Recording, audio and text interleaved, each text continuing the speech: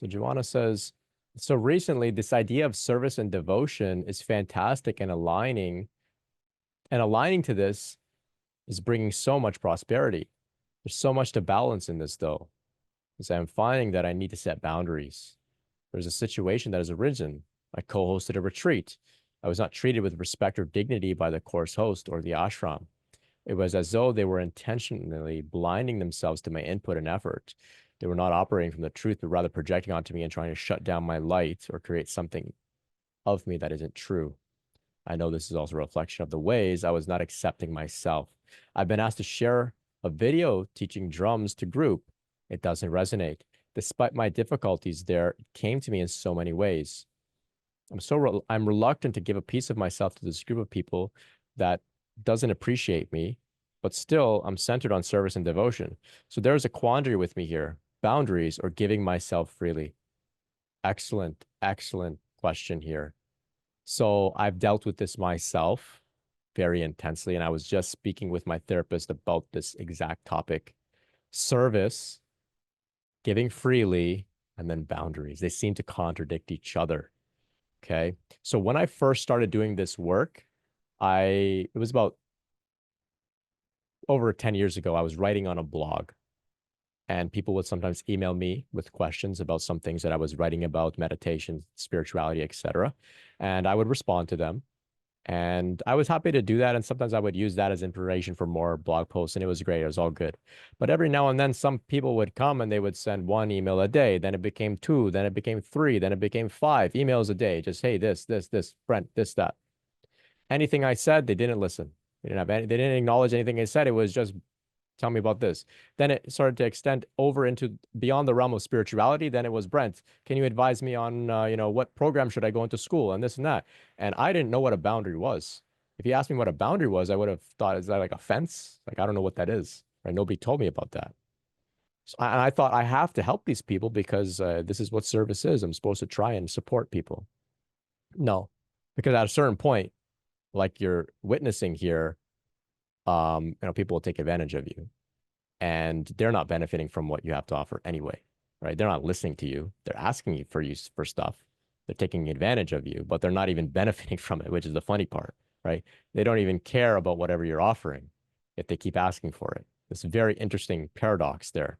So eventually what I realized was that I just looked around and I've mentioned this a few times, but I think it's great. I mentioned this guy here, Neem Karoli Baba. Okay. If you want an example of somebody of service, Neem Karoli Baba. Okay. An absolute saint, right? A saint. Okay. Performing miracles, right? He was Ram Dass's guru, right? Love, serve, remember, right? An absolute saint.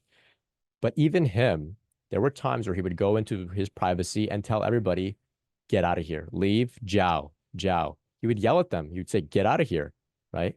He would say to Ram Dass, he'd say, leave, get out of here, right? And they want to be with him. They say, no, we need you. We're suffering. Let us be with you. He said, get out of here, leave, leave, leave.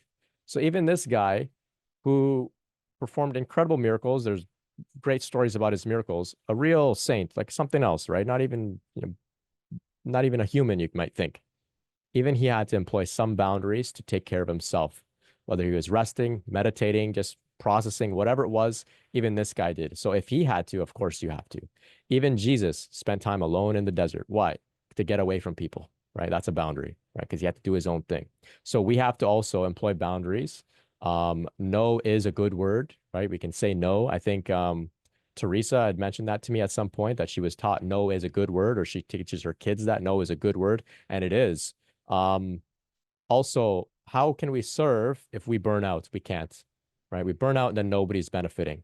So it takes guts to be able to say no. It takes guts to be able to ask for money, or to put some sort of boundary, or to find a middle ground or a compromise, or make sure that's there's an equal value exchange. It takes guts, it takes confidence, it takes self-esteem. So I invite you, through in your own way, explore what are the underlying themes that you may need to unpack that are getting in the way of your ability to put up a boundary. I highly recommend the book. It's called When I Say No, I Feel Guilty. It shows you how to be assertive. It shows you how to be assertive. And what's interestingly is that often those who aren't able to say no, and I am still one of those people who have this difficulty. I'm working on it. I've done a lot of work on it, but I'm still working on it. Often those who aren't able to say no feel that they're being manipulated by others. That others are taking advantage of them. And it is true to a degree.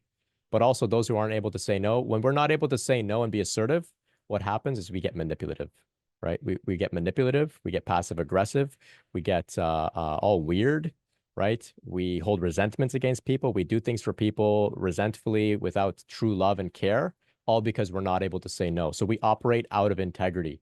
So it's better that we just honest and we say, no, I can't do that. I'm sorry. Then say, yeah, I'll be there. And we show up and we don't give our best. So there's a two-way thing. It's a two-way thing. It's not just that people are taking advantage of you. There's also something in you that is out of balance, and it's normal. It's natural. We all have this sort of experience, but I highly invite you to explore, like, when I say no, I feel guilty. Just look up this general idea of assertiveness, of boundaries. There's a book, Codependent No More.